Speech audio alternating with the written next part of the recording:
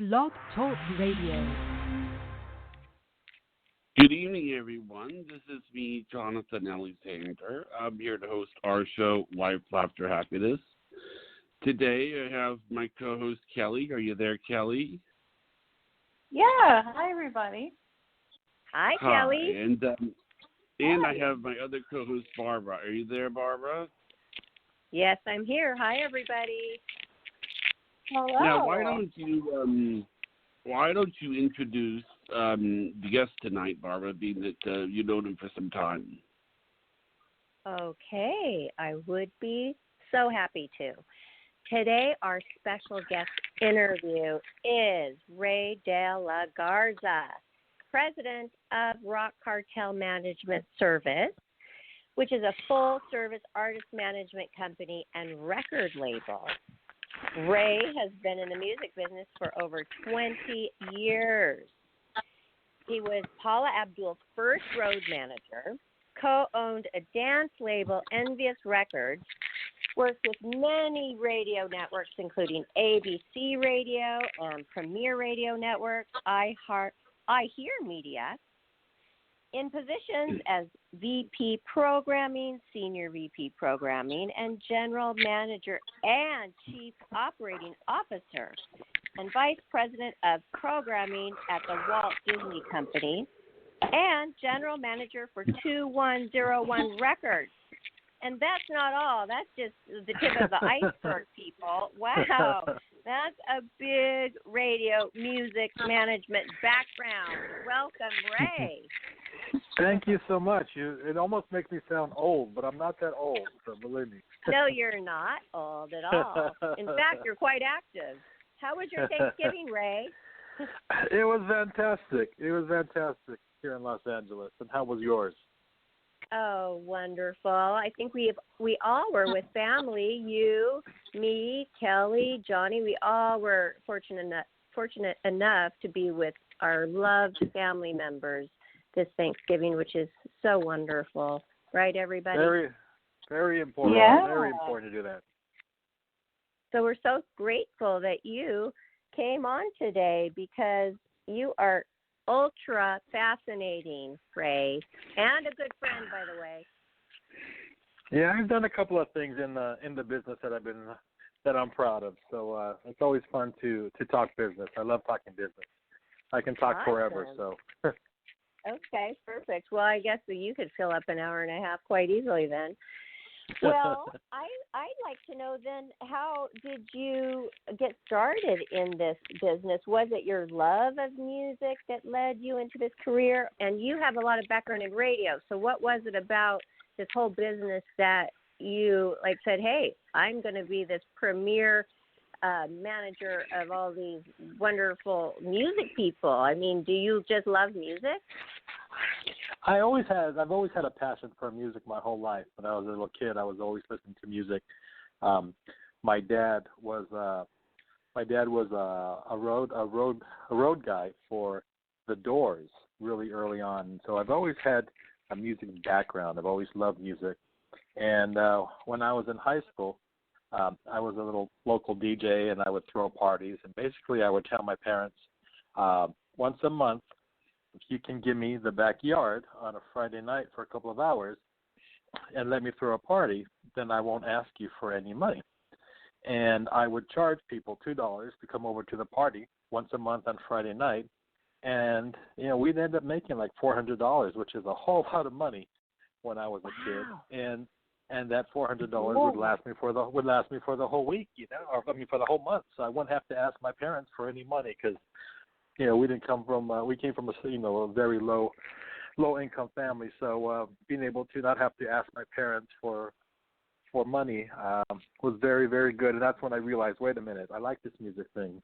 And I just tried to figure out how can I figure out what can I do that I can listen to music all day, and at the end of the week I get a check. That's what I want to do. How do you do that? How do you do that? Because that was my love. And my first job was working at KIIS FM in Los Angeles. I went in there. I just had the passion for music. I went in there and I said, I'm here to fill out a job application. and the receptionist, her name was Juanita Newton, who's still a good friend of mine to this day. And Juanita said, "So you're here to fill out for the van driver?" And I said, "I'm here to fill out whatever. I just want to get a job here at the station." And she said, "So you're here to fill out for the van driver?" And I didn't get it. Like and I'm hit, like, hit. and I'm like, whatever you got, I just want to be at the radio station, so give me a job application. And she looked at me, she goes, "You need to put down van driver." And I'm like, oh, okay. Then I finally got it. And that was my first job in radio. I was like 19 years old, and I was driving the promotional van for KIIS FM. That's how it started. Well, that is so awesome. And plus, that's a good way to get to know in a casual way, being buddies with top people in the company because you're driving them all around. Yeah, it was a great, I was out, it didn't matter what it was, pretty much. It was my first job, and I was a gopher. I would drive whatever I had to pick up, whatever I had to do. They would say, "Ray, you got to go and pick up this tape, or you got to go drive this person," or do whatever it was. And from that, I started, whenever I wasn't driving or doing something, I would hang out in the music department. And that's how I got my programming background, and eventually worked my way in and started working with Rick Dees, producing him when his producer left, and getting to know the programming department and the music director and the program director. And whenever they needed help, they would call me up, and they always knew that I was always around to do anything. And that's really how the career took off. I tell people it's unfortunately my family we came from a low income neighborhood in East Los Angeles, in the hood of East Los Angeles. So really just needed to get a job. I couldn't afford to go to college. And I just tell people I learned things on hard knocks. I learned everything that I learned it from actually doing it. That's what I was thinking, because why would they want to go and hire a college graduate, which had experience with the books, but you had the real kind of experience, the hands-on experience. Yeah, it was a hands-on experience. The street smarts is what I had. And what city I was a quick learner. I was here in Los Angeles. Just right down in the hood in Los Angeles? What high school was that? I grew up in East Los Angeles, and the job was in Hollywood at KIIS FM. Was in Hollywood, but the high school I went to, I was smart enough that I got a scholarship to go to a high school outside of the area, and I went to a high school by the name of Bishop Ahmad, a nice Catholic boy, and got an excellent education there. Because I knew how to play basketball. You're so sweet. You don't seem like, you're like the hood type of guy with like a rough edge. You're just so sweet. You never would have imagined that you grew up like that. But wow, you were really an entrepreneur from the get-go. I learned early on that just treat people with dignity, and they'll treat you back. And, nobody's any better, nobody's any worse. Just, whatever you need to do in business, you just get it done, and then you continue with those friends. They say that whoever you see on the way up, if anything happens to you, you're going to see those people on the way down again. You're going to want them to help you. Have you ever done a little bit on the way down time in your life yet? Have you ever gone down a little bit where you saw that example? Many of times.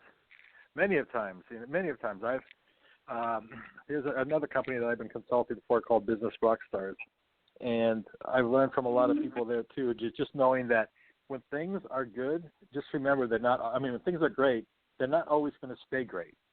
So be prepared. Be prepared for when it becomes bad, and then when it's bad, it's not always going to be bad. So don't always think, "Oh shoot, now it's just terrible." Because it's not always going to be bad. It will get better. So you just have to just ride with the highs and the lows, and that's really what life is about. It's a lot of highs and lows, and how do you deal with the lows to get you back to the highs? And when you're with the highs, I always tell people, I bring as many people with me as I can. Rick Dees told me something when I was working for Rick Dees when I was like 19 years old. He told me, "Look, you got street smarts." He goes, "You're a smart kid. You'll last in this business." He goes, "But just remember, don't ever get in the boat by yourself." He goes, "Always bring somebody with you." He goes, "It's the people that think that they're the best, that they're in the boat by themselves. Like, I did this, I did that. It's all about me. But then if the boat goes off, and it's going to go off the cliff. You need people to help you, and you need those people. And if Yeah. if it was all about me, of course, absolutely. Oh, it's funny that you say that because I've had, like last night, I was thinking about podcasting, and when I created the podcast, and for 12 years, and Kelly's ears are burning because she knows I'm about ready to talk about her. I went to look for somebody that I could do the show with. So at Barbara's ears, they're also burning, and it's hard, doing this stuff alone. So when you do it alone, it's like you feel like you're kind of. It's like it doesn't seem right. That's why the show isn't named The Johnny Show. It's named Life After Happiness. It's meant to be a community. So when Kelly came on board, and she acted like a kid in the candy store. Same thing with Barbara, kid in the candy store. I mean, it makes sense to do it with somebody else. I would certainly not want to do it alone. And It's not as fun alone. What? It's not as fun alone, I don't think.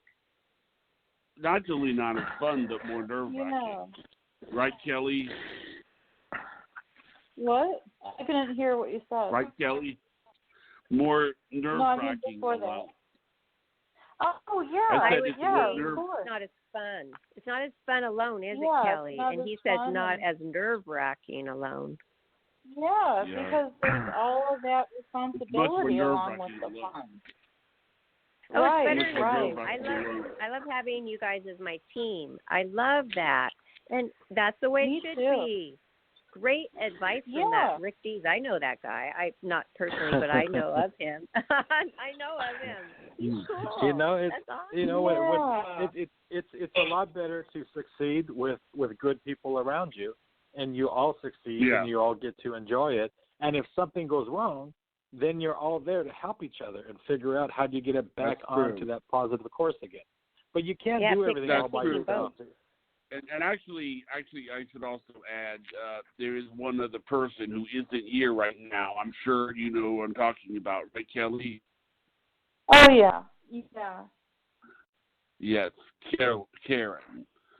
We love Karen, and you know what? Karen was in the music business too, Ray. Karen, our psychic counselor for Life After Happiness, she's on Tuesdays and Thursdays. She was in the business of managing musicians too. So I sent her over a link, I'm sure she'll listen to it soon, of Xander Black, which I wanted to get into a little bit of that. This is your sensational artist that you manage right now, but I love them. They're amazing. They've got some great hits out there. You're so fortunate to have such talented band to manage. But I wanted to know, how many bands or artists do you manage? Right now, I have 5 that are under the label that I represent, and they're from various formats because I don't want to ever have to have 2 of the same competing against each other. I don't think it's right as a manager, because then which one gets the gig if there's a gig out there or whatever it might be. So I purposely have they're different ages, they're in different formats. Like Xander's in the rock format, and I have Spanish, and I have some top 40, and I have some urban. So it's a combination, but it's a great group of people out there that I work with, and I never overcommit myself, because I could be managing 10 people, but I just don't see how you can handle 10 people and give them as the amount of time that they need properly. So I've always committed to myself to do 4 and sometimes 5, like I'm doing 5 right now, but I won't do more than 5. I won't do more than 5 because I just don't think you're not able to give them the commitment that they really need. And I'm sure that goes into their decision on who they want to manage them as well. Do these people generally come to you, or do you seek them out to manage? The last I don't know, I want to say like the last 15 years, thank my blessings that people come to me. I don't have to go looking for anybody. I haven't looked for anybody in the past 15 years. It's just word of mouth, and somebody will call me up and say, hey, I talked to this person, and they said I should be talking to you. I'm looking for management. And we'll sit down and we'll have a conversation, and if it's something that I believe in, that I can help them out, then I will. And if I can't, then I'll also, let them know that I'm not the right person, and maybe there's somebody else out there. But at the same time, when I do take on a client, it's we have to sign contracts to make sure that that legally we're committed to each other. But I've always told them at the end of 6 months, if it's not working out, I'm going to rip up the contract and we're going to separate, because there's no reason to hold on just because of a piece of paper. But if it's not working, then why keep it? Why force it? And that's so nice that you're honest. And I've done that for 3 people already. And I remember, the first person I did it, I'm like, hey, you know what? I'm not the right person for you. I thought I could do this. I felt like I could. I've done everything that I can, but I'm not succeeding with you. You need somebody different than me. And I ripped up the contract, and they're like, we didn't think you'd ever do that. And I'm like, I'm not going to hold you up. And they're like, so, would you still get a percentage if something good happens? And I'm like, no, we're completely done. Wow. We're completely done because, I did the best that I could. And just unfortunately, it just did not work out. And I wish you the best, but I think you need to go to somebody else because I don't have the right connection. Something's not right. Something's not clicking right for us. So right. You should move on. I mean, I'm not going to hold you up because of a piece of paper. Well, that's that not, life is too short. Good of you. Well, yeah, not only that, life. What about a career? I mean, there's only a certain amount of time, and they've got to get it while they're young and hot. That's so good of you to look at it that way and do that for them. But I was going to ask you, okay, is there anything? Do you have a nickname, or how do your clients describe you, Ray?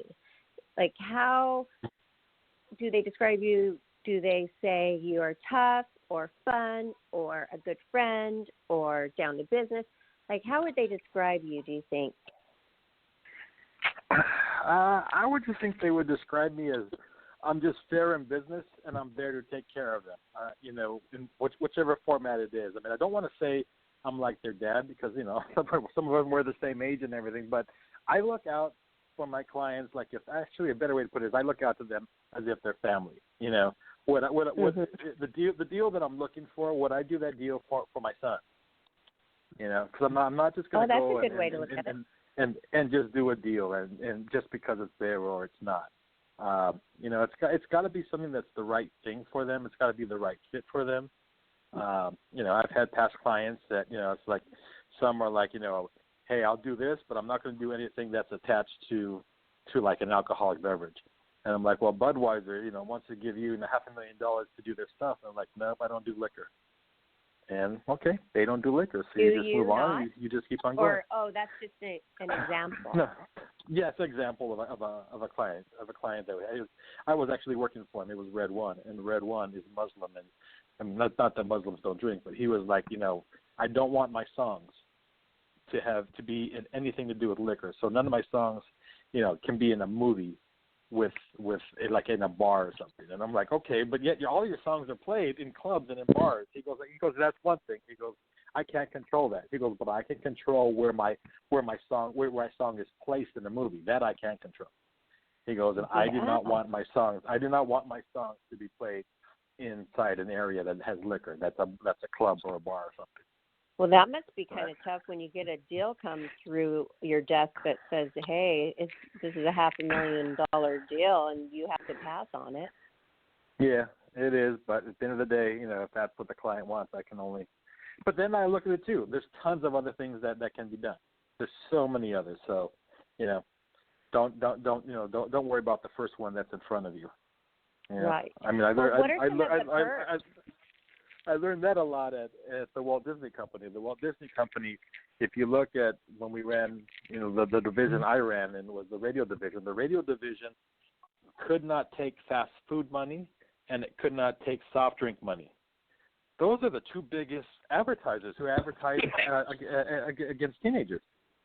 Wow. McDonald's, Burger King, Carl's Jr., Pepsi, Coca-Cola. Those are the biggest advertisers. Disney does not take their money because they don't feel that it's good for a teenager's body. Oh. So wow, instead we had to take put their foot down. We had to take different money, and there's plenty of money out there. You just have to think about it differently. The easy one is the Coca-Colas and the Pepsis. That's the easy one to go after. What would you consider as a perk that you personally get, you and your family and your friends get from being a manager of these artists? I'd say the by far the biggest one is just traveling around the world. I mean, I've seen the world, and I've and didn't have to pay for it because you're with them on tour and wherever you go. I'm also a huge sports fan. I've been a huge sports fan my whole life.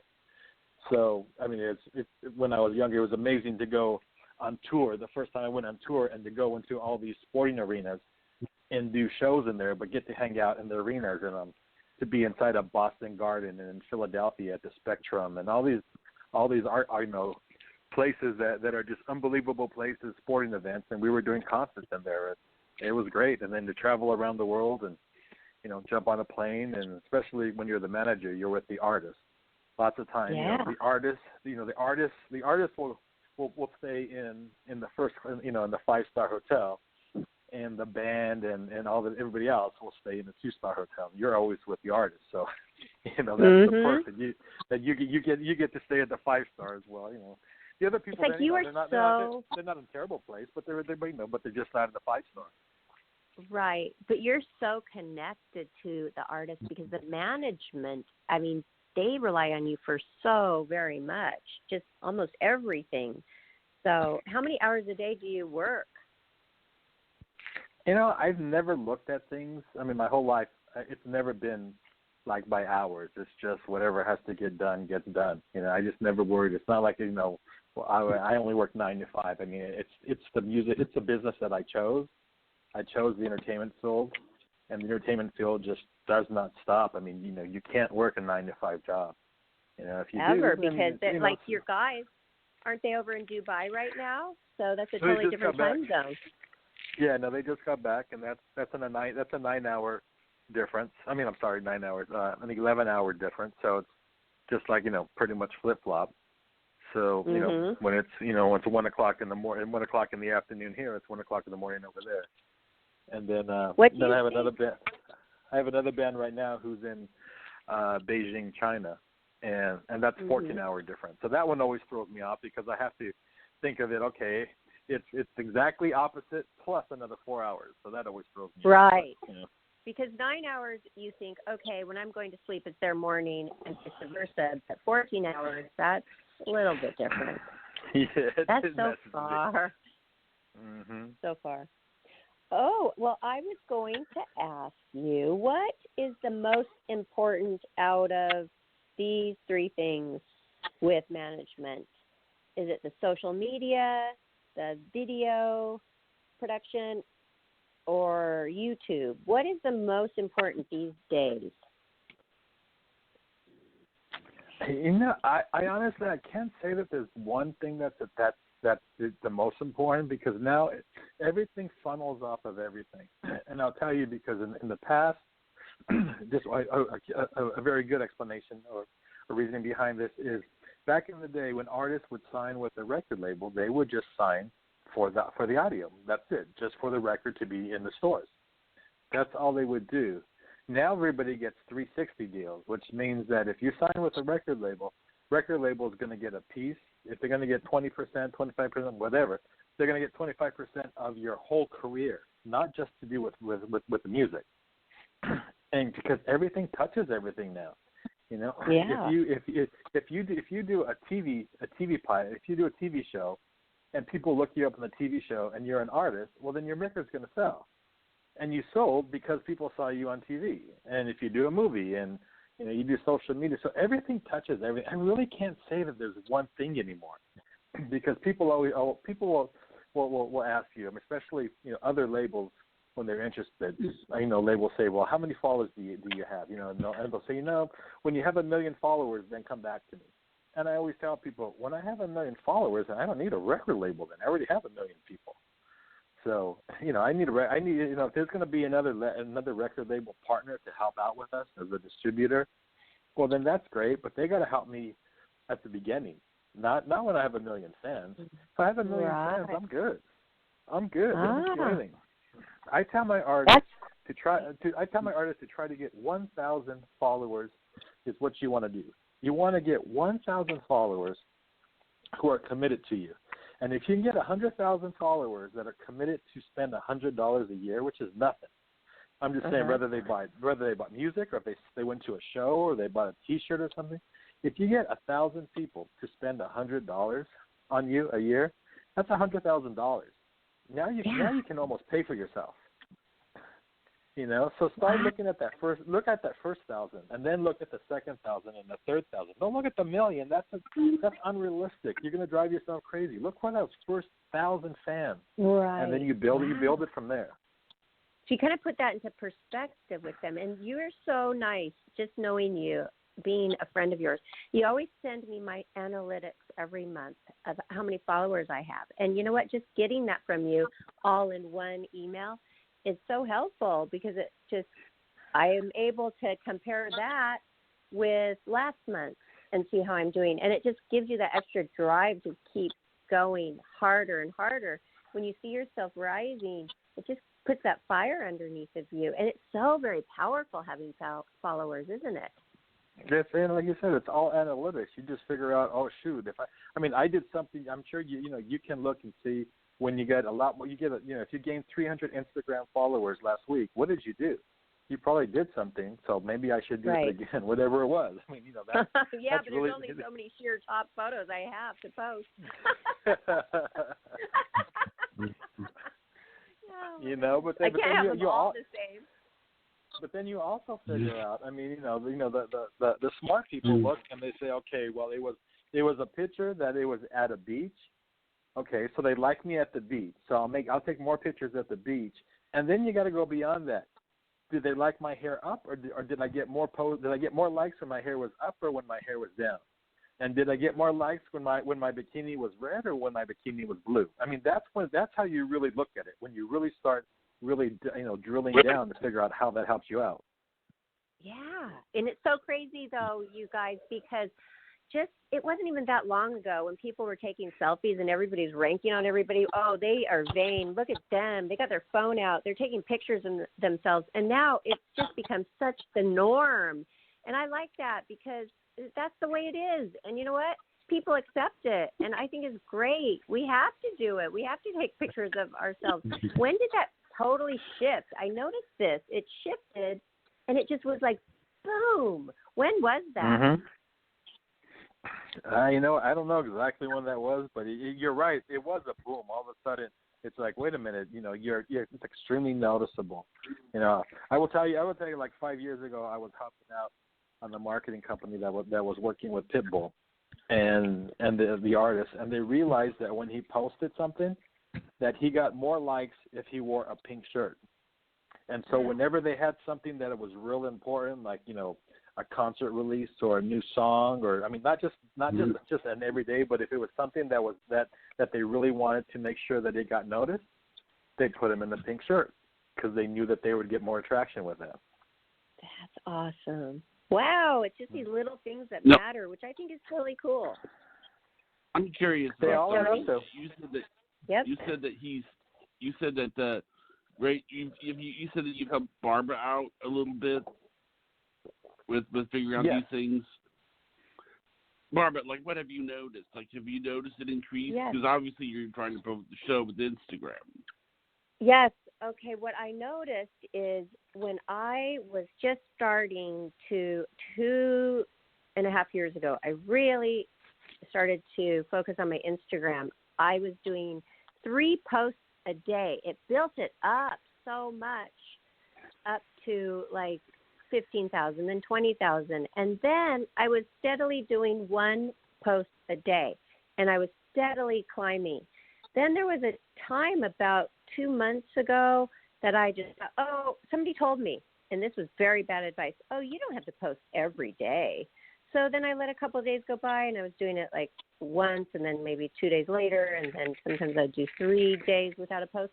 No way. People started dropping off, and I was like, oh, no, because I have plenty of pictures, and, I'm shooting all the time. I can do once a day. I went back to once a day, and boom, back up, climbing. Right, Ray? You saw it. You saw the decline there for a while. Remember?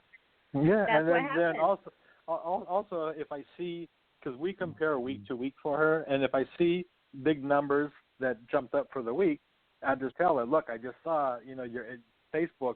I think there was a week you had like 500 Facebook ads, and I'm like, whatever you did, look what you did last week because you got 500 ads. It was the right thing. So look at that. I mean, that's what you do.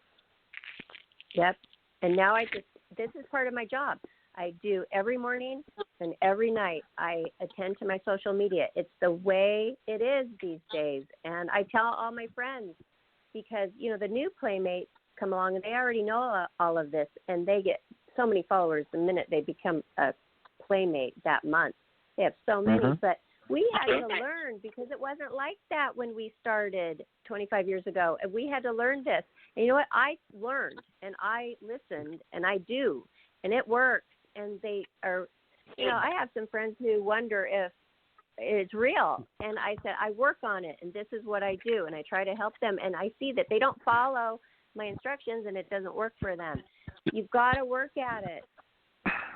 And you have organic. Asking about our Life, Laughter, Happiness. I think Johnny wants to know more about how Life, Laughter, Happiness radio podcast can gain followers. Do you have any advice for us? It's just about organic growth that you want to get. You want to get 20 new people a week. You want to get 30 new people a week. Those are the ones that are going to stick around with you and grow with you. Compared to going out and you can go out and you can buy some people to follow you, but they're going to follow you for a month and they're not really your fan. And you'll get 1,000, and then those 1,000 will disappear. Yeah, and those 1,000 will disappear, within the next month as well too. So you just have to go out there and do what you're doing, and then make sure that everybody shares it. The three of you share about what you're doing with each other, and you really want to try to get like 10, 20 people a month is what you're doing, because then that's when it starts to double, and it goes 20, and then it goes 40, then it goes 80. And, now you're at 160. I mean, that's the organic growth that you want to get. That'll help you. That'll help, this whole thing. At the end of the day, life, laughter, and happiness will grow, but grow organically. Well, that's why I suggested so long ago that we did a photo shoot, because I need something to work with. I need photos of us all together and separately stuff to use for all of our social media. So we're trying to get all together. She's in Michigan, Kelly's in Michigan, and Johnny's in Florida, and we need to get all together. And so we are working to plan this photo shoot out, and hopefully sooner than later, right, you guys? Right. Yeah, right, good. Kelly? Definitely. Yeah. We got to get you out for here. Sure. Yeah. And then it's going to grow. I know how to do it because I'm doing it for myself. And, we have wonderful friends like Ray at the top of their field with advice. So there's no reason why we cannot become ultra big, right, Ray? Yeah, as soon as you get everybody all in one spot, and you know how to do it. You know how to shoot, a couple of hours worth that will last you 6 months. Oh yeah. We'll shoot all day. I want to have 2 days of shooting. I want to get all kinds of lifestyle shots and get them all their headshots and things like that, and just put that together. And you know what else is? I see people are putting like slices and segments of the actual podcast on Instagram now. I want to start doing that, you guys. And the sky's the limit. And I actually, when you go around the Thanksgiving dinner table, I said, I'm grateful for my new career in radio, because the sky's the limit. We can do whatever we put our minds to. Yep, absolutely you can. We didn't do anything like that at our house, but everybody was asking me about the show. What did everybody say about the show at your house, Kelly? You said that people were more open about it. Yeah, they were more open. They were asking what it's about, what do we do, and so I was talking with someone else, and Brian was actually fielding the question. He's my boyfriend. They asked him if he's been on, and when his daughter and her fiance were down, I overheard her asking him while I was on the show, because I could hear them talking in another room in the background, and she was asking about the show.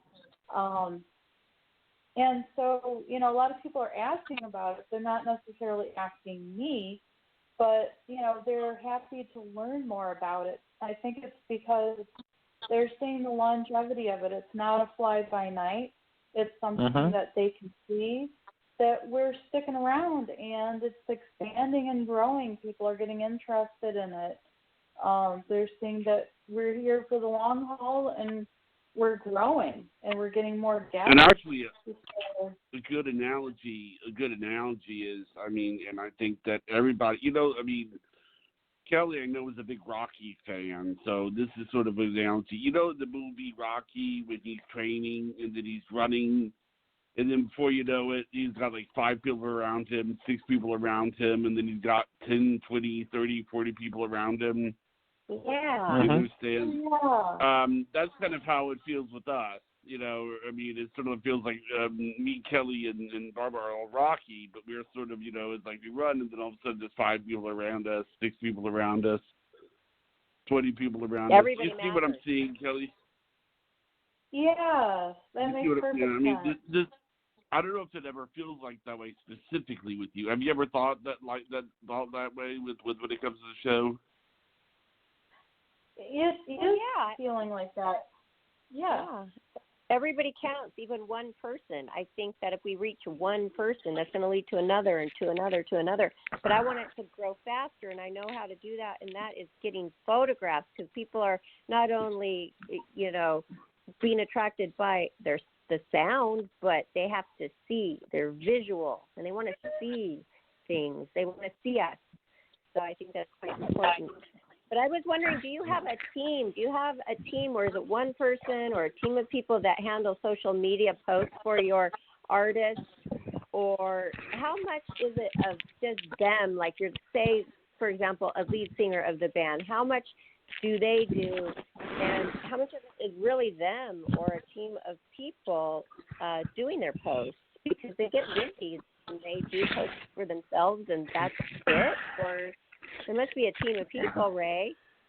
Yeah, so we have a couple of different companies that we use that they come in and they schedule everything for them, and they have a weekly call with them, and they figure out what is their schedule coming up for the week. Are you shooting a video? Or if you're shooting a video, then I know what day are you shooting the video, and then let's walk into it 5 days before and let's start posting. On the 5 days before, let's say you're going to go shoot a video, tell people that, and you're exercising, getting ready for the video. And then on the 4th day, it's like, well, here's the clothes that I should pick for the video. Which one should I wear? Should I wear blue or should I wear red, or what are you thinking? So every day there's a lead up to it, and then you actually have, some behind the scenes of the actual video. And then you hold off a couple of days until whenever the video comes out, and then you start to schedule again. So it's a team of people, and they sit down and they have a conversation, and they help you build it. It's real important to schedule it, but things pop up. All of a sudden, you don't know if somebody calls you up and you run into another, celebrity or another recording artist, and you're in the studio and you take a picture. Of course, you're going to post that up, but you really have to have it planned out. And like you said, how, Barbara, you say you always do something in the morning and in the evening. It makes sense to have something planned out. But when you're on tour, it's tough to do it. So, it's scheduled, and they tell you exactly, and they bug you. Hey, I didn't see one this morning. I didn't see one this afternoon. So, you definitely need to. When you're that big, all my artists are all busy, and they all have teams that help them out. Well, yeah, and I'm looking at Xander Bleck's Instagram right now, and a lot of it is behind the scenes. He's walking his little dog. How cute. He's like splashing in the ocean. Then you've got the professional. Then you got him like practicing his guitar. It's all interesting to people. It's just every part of your life people want to get in there. So it's so interesting, to people. Even things that I don't think would be interesting at all. It is. It's crazy. Yeah, I just signed a trained violinist from Colombia, She's 25 years old, and and we just scheduled her out for the next month because she has so many shows going on. And she just got back from Colombia, and then she's leaving. She was here for the American Music Awards, and then she's leaving this weekend to go to Miami. She has some shows in Miami. Then she comes back, and she has a show in Dallas. Then she comes back. So we have to plan it and help her out to make sure. Because if not, right. then she gets a little paranoid, like, oh, I didn't do this, I didn't do that. But as long as we're helping her out and saying, hey, you know what, this is what you need to do. And when you land in Miami, start taking some pictures so you have them set up. And when you're at rehearsals, take some pictures. And because if not, and send them. You forget. It's just like, oh man, I was at rehearsals and nobody took any pictures of me. It's like, oh, that's great stuff that we have to have. Missed opportunity. Exactly. You do like not want to have those happen.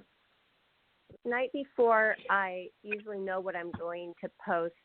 Actually, my top time, you can even look on your Instagram and all your social media of your top time that people are looking at your handle, the time. And mine is noon. So I make sure that I usually post around noon. If it's like 2 or 2, 3, 4, I'm like, oh no, I missed my noon time.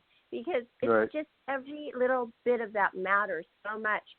So my advice would be to just know your analytics and know what's going on. It doesn't take much research to figure it out.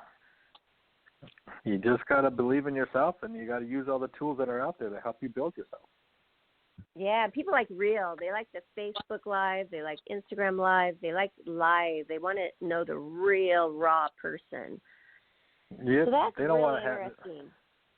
Yep, so true. They don't always want to have everything that, your life is not always perfect. My life, for sure, is not always perfect, So they want to see the ups and the downs and what you have going on, They don't want to see that you have the most amazing, perfect life and that, the most amazing clothes and the most amazing food and I drive the most amazing car. I mean, that's not how life is. Not everything is amazing. So, I would tell people, be real. Be real. Yeah, show be what real. you got, Yeah, go to Jack in the Box and show it. But Ray, are you ever glad that you're just like more of the behind the scenes because you see what we have to do? We have to put our whole private life out there pretty much. And are you glad you're on the other side of things? I've always been on the business side. I've never wanted to be in front of the camera. So I'm completely fine with it. My passion was never, ever to be an actor or a movie star or a recording artist or anything. I always just loved the business of it. So, being on the background of it, completely fine with me. And then again, for me, I can be in so many different areas. I don't have, if you're a country artist, then you got to kind of stay in the country world. And so you're in the country world your whole life. I mean, for me, I jump around. If I'm with a country artist, I'm in country. If I'm with a hip hop artist, I'm with hip hop. So I get to jump around. That's cool. You can kind of just blend in with any type of person. And if I'm with a hip hop artist, I throw on a hoodie and throw it over my head like them, and I roll on in, with my jeans. It's all good, Yeah, and I noticed, Ray, as your friend, I noticed you kind of even change your accent just a little bit when you are talking about the hip-hop thing. You talk like them. And I'm like, what are you from, East L.A. or something? And lo and behold, yes, you are. You got to go with the flow. You got to go with the flow. It is what it is. Say you weren't a record producer, management in that field, what would be the second career choice for you? My mom always said that I should have been a lawyer because I love to argue. And so I think I would have, I would have figured out something I would have figured out a way how to get to law school. But I mean, not just to argue, but I love to have educational arguments, and that's why, I think as a manager, I love to negotiate. I love to negotiate and figure out, at the end of the day, what's the best deal that I can get for the client, for the artist, wherever it is, to make sure that everybody's happy, that we all walk away as a winner. If it's always one-sided, it's not going to help out anybody. So, I always tell people, let's figure out the best way. I want both parties to walk away happy. because then when you continue that business, then they're going to come back the next year. If you think if you do a deal and you were such an idiot that it was so one-sided, well, fine. You know what? They might need you, so they'll do that deal with you, but they're not going to come back and do a second deal with you. That's not going to happen. Right. And I the business that we're in, we need. I need repetitive business. I don't want to have to go and sell an artist all over again. If I sold it already one time to Coca-Cola or to whoever it might be, I want to come back and get more Coca-Cola money. I don't want to have to go back and now go to Pepsi and start this all over again. Right. Oh, well, just getting back to the beginning of the show, is it correct that you did not go to college? No, I did not. Wow. I always wanted to, just didn't have, growing up in East LA in a single parent household. My mom was losing the house, and it was like, do I go to college or do I go get a job and help my mom, pay for the house? And I went to KIIS FM. I walked in. Oh my gosh, Ray! But this is so. This is really inspiring for the listeners, because look at what you've become without that, and you made it happen without that college education to be highly, highly successful. So I think that's quite inspirational. Yeah, man. I had some good people that helped me along the way and watched over me, and so very grateful that how it's come about. But at the same time, I have two sons, and I made sure that they both had college educations because I know how important it is. I mean, I also know that right. It's not the norm. It's not the norm, and I was above the norm, and I'm grateful for where I am and what I have and what I've done. But to help my sons out as much as I can, I made sure that they had college degrees. Right, and I know this because I'm your friend, but just for the listeners, they are not really following in your footsteps. Tell us a little bit about what your two sons are doing. The older one, he's gone to the motion picture side. It's still entertainment. He's gone to the motion picture side. He's working in the marketing and advertising department for a motion picture company. And then I have one son so that who's still following you. I have one son who's still in college. He's got 2 more years left, but he's going after a marketing degree in streetwear fashion. He wants to start his own fashion line, like the 100s cool. And like Supreme and stuff like that. So, well, he could be dressing some of your clients soon, right?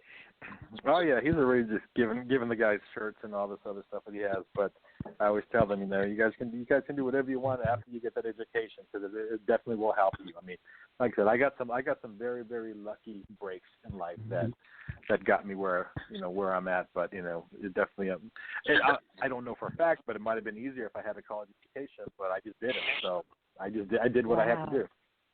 But you're a good dad. That's wonderful, and you're a great husband. And so, how have you balanced this? Because, like you said, that you just work until the job is done. So, how has that worked with family life? And I mean, that's wonderful that you stayed home for Thanksgiving when your top band is over in Dubai, and I know that you went last time with them.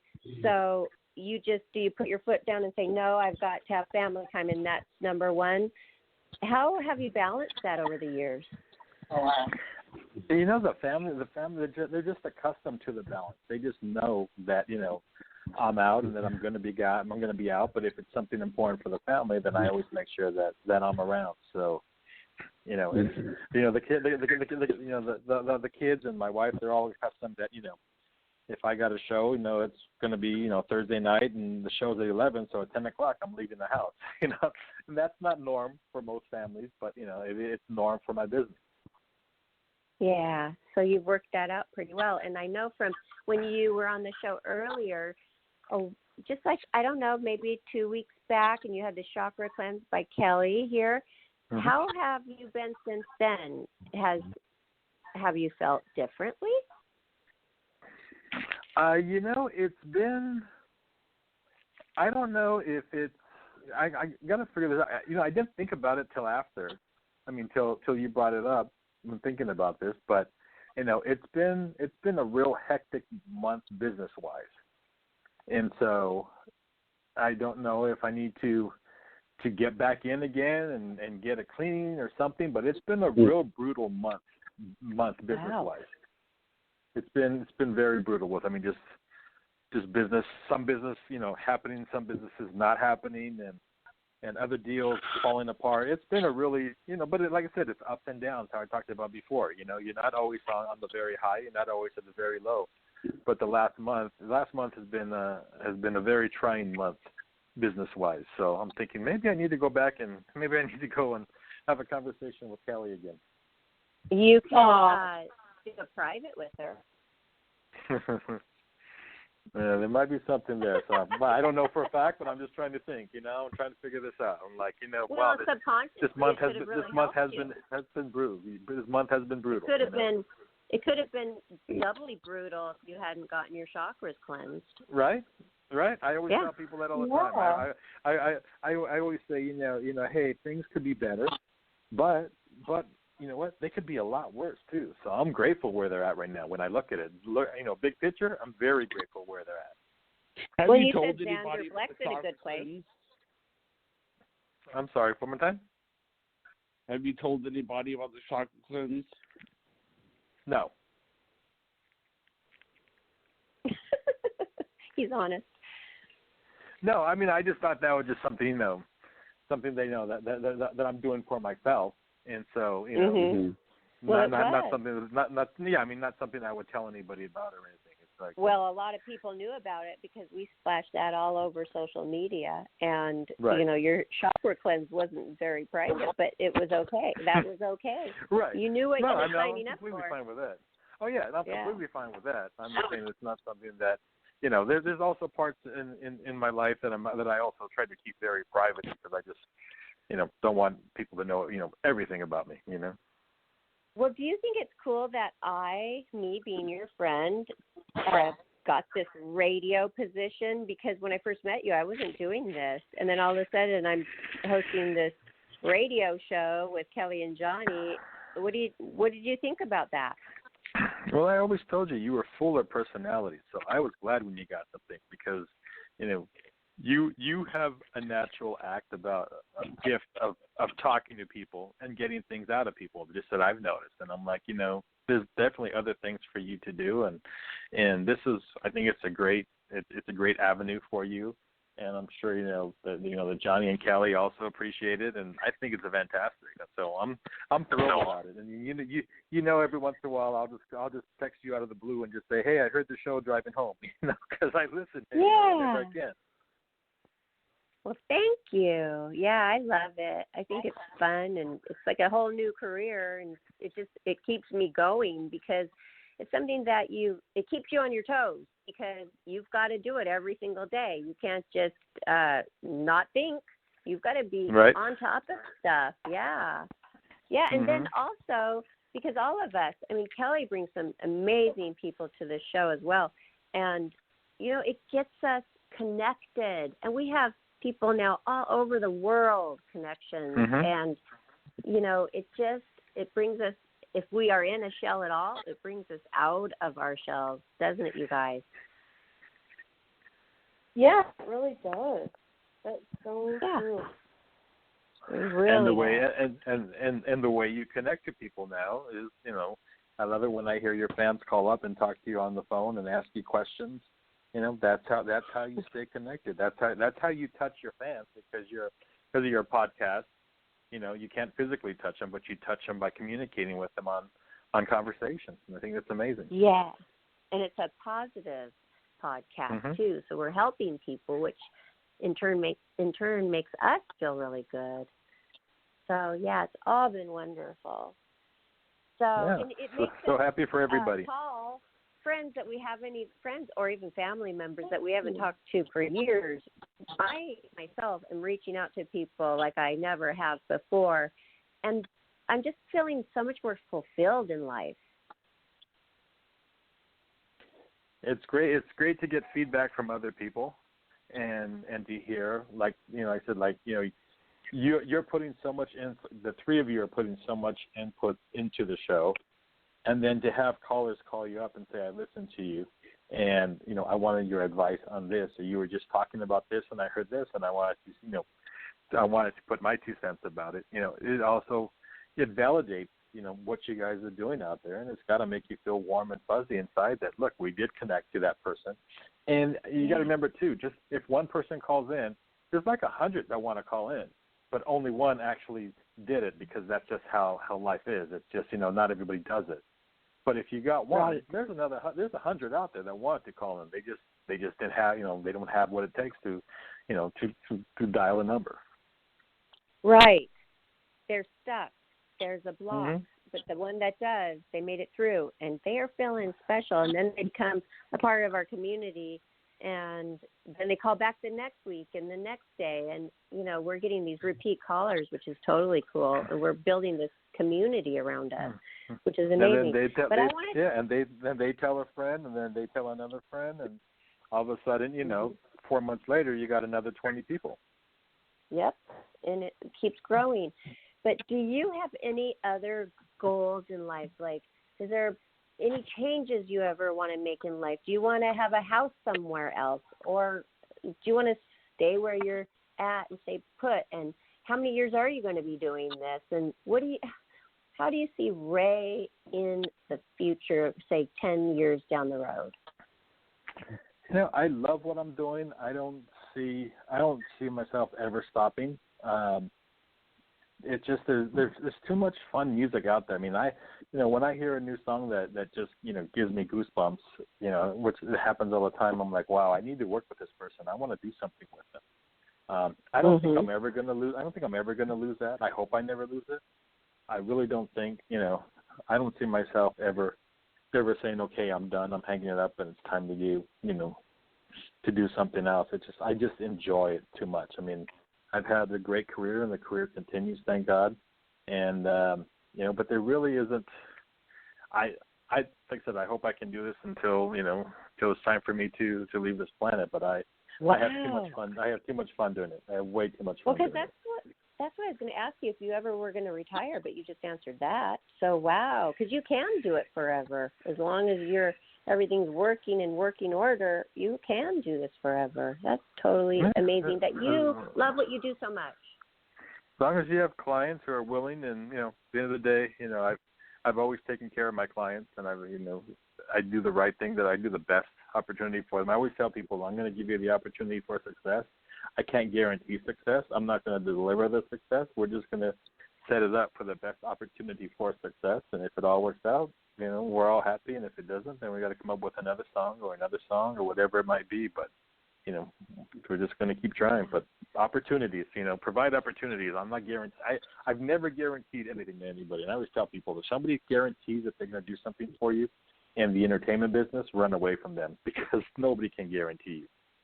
Right. Well, I love the name of your company too, Roc Cartel. That is totally cool. Did you come up with that? I did. I was just trying to, I have a Hispanic background. I'm Mexican. I was just trying to figure out how do I come up with a company name that has something to do with it. And I don't know, cartel just seemed really cool. And it's the rock and roll business is what we're in, and that's how I came up with the Roc Cartel portion of it. And it's stuck. It's stuck. So you speak Spanish? I do. I do speak Spanish. Awesome. So that helps with all of your Spanish clients. Yeah, well, and especially, just being in Los Angeles, it helps you. Yeah, it does. Half of Los Angeles is Hispanic, so yeah. But born and raised in East Los Angeles, and both sides of my parents. They were both Mexican, and both their families, they all spoke Spanish. So yeah, it's a good thing to know out here all the time, especially out here in Los Angeles. That's why you love Mexican food. That's just my microbiome, It's just telling me every day to have a taco or have a burrito and have some tequila. That's just inside my microbiome. I can't control that. I love that. That's awesome. Wow, Ray, and you do a lot for yourself also, not just mentally, emotionally, but physically. Tell us what kind of exercise you do. So I love to get out and exercise outside and breathe the fresh air in the morning. So I used to run, but just my knees are just beat up from all years of basketball and stuff. So I can't run anymore. So like the last 5 years, I got into riding the bike in the morning because it doesn't hurt your knees, and so I ride bikes, in the morning, and then the following, and I switch off between yoga and riding the bike, and so. And how often do you do yoga? Because that's quite spiritual. When did you start doing yoga, and how often? I do it every other day. So one day I'll do a bike ride, the next day I do yoga. So every other day is what I do. And I actually got into it from an old writer producer friend of mine I was working with, RedOne. RedOne was into yoga for a while. And when I was out working with him, he's like, I'm going to come with me to a yoga class. And I'm like, dude, I don't have time for that. And he goes, just come and try it. So after a month, I finally went with him one time, and it just felt amazing. After that one day that I did, and when I was driving home, I'm like, I don't know what happened, but it felt amazing, and I need to do this again. And I've continued, and it just makes me feel so good inside. And I'm still to this day, I'm still very shocked about how you can just get into pose, and because of your core, that in 35 seconds the sweat will just be dropping off of you, and you're like, I'm not doing anything. All I'm doing is standing in the pose. But it clears you out. I mean, I don't know how to explain it, but I enjoy it, and we'll continue to do it. So every other day I do it. Oh, it's definitely my favorite exercise because you're getting everything. You're getting the physical attributes, but also mentally and spiritually. It's doing everything for you. Mm-hmm. And when you told me you did yoga, I thought, wow, okay, you're a spiritual guy. We're going to have you on the show for sure because you're the full package. You're a family man. You're a good husband. You're a good dad. You're a successful businessman. You're wonderful socially in groups. You don't have any weird hang-ups. You just are a full... Yeah. You really don't. I'm sure I do.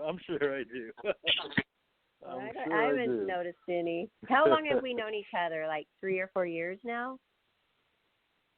I don't even recall, but at least. I think it is. At least. Because it's before I moved to Arizona, so that's like three years ago at least. So that's cool. Well, I want you to tell the listeners if they want to look at more about what you're doing and Roc Cartel, what's going on there. What is the best way? Would you say Twitter, following you on Twitter, or where? Tell the listeners how they could find out a little bit more about you. Yeah, most of it, really the easiest way to find us is on Facebook under Roc Cartel, ROCCARTEL. You go into Facebook and you just type in Roc Cartel, and you'll see everything that we have there, and that's pretty much where we post. And because at the end of the day, I mean, for me, I don't do a whole lot of social media, which sounds bad, but I'm not looking for clients. Clients always find me, and I just make sure that the clients are doing what's right for them. Right. So it's a little odd to say, hey, I don't have a huge social media presence, but you should. But I'm not the recording artist. I'm not the singer out there. Right. Right. I'm trying to help them out. I'm trying to guide them. But everything that we normally post stuff up on Facebook, and you can find it there. It's the easiest way to look us up. Because, for example, I was going to tell my dad to go and look up this violinist because he's always sent me for years. Anytime he sees like a beautiful, attractive solo violinist, he sends it to me. He's enamored by this, and I think it's so cool that you just signed this girl. Yes, you just signed this girl, and I'm sure he's going to want to know more about her. So I'll just send him over there, and then we can find out who that is, right? Yeah, there's some amazing pictures. We just did the American Music Awards red carpet. There's some amazing pictures over there, and there's links to her that are on there. She's a amazing artist and a great person and a really good songwriter. So we're going to be in the studio for pretty much all of January and figure out whether it's the right stuff that we can come out. And, she's from Colombia, so she's bilingual. So we're going to do – the fun thing about that is every song we do, we'll do it in Spanish and we'll do it in English. And we'll put it out to both markets at the same time. Wow, I bet she's excited. Double whammy on everything she does. Yeah. So very talented young lady, and excited to be working with her, and excited to see what the new year comes, because it just, to me, like, the sky's the limit for this girl. There's so much stuff out there. We just got to get her the right song, and then. And that's so exciting for you to be alongside her, to feel her excitement. To watch an artist grow must be so very fulfilling. Yeah, that's the fun part, watching somebody grow. I mean, the last 5 years on purpose, I work with newcomers. I really don't want to have to deal with anybody who's established and comes with all of their background and everything that, well, I only do this and I only do that. And you know what, that's not where I am right now with my business. I'm exactly where, I want to go out there and I want to help somebody. I want to get somebody who's unknown and get them out there. Get them out there and, see where it goes from there. Sounds like a lot more fun. Well, thank you so much, Ray, for coming on the show. Thank you very much the day after Thanksgiving for coming on. Well, thank you all for having me. Thank you. You're welcome. And you might want to do the shout-out, Barbara. Yeah, thanks for coming on. Yeah, and maybe we can have you come back and get a little touch-up by Kelly, Chakra Cleanse touch-up. You know what? I'm going to have to work on that. Definitely going to have to work on that, man. Absolutely. So, Jonathan, thank you. Kelly, thank you. And Barbara, y'all have great evenings. Appreciate it. Thank you so much. Okay, hold on 1 second. I'm going to do the shout-out ending to the show. Hold on real quick, everybody. Sure. Don't forget to subscribe to our YouTube channel, Life, Laughter, Happiness, and stop by our Facebook group page and regular Facebook page, Twitter, and Instagram. We would love to hear from you, and we appreciate your support. And all of you loyal listeners out there, thank you so much. And please follow Ray de la Garza on his Facebook, Roc Cartel Facebook page, and find out how you can listen to all of his artists' wonderful music. So thanks, everybody, and have a fabulous night. Thank you. Yeah, thank you. Good night.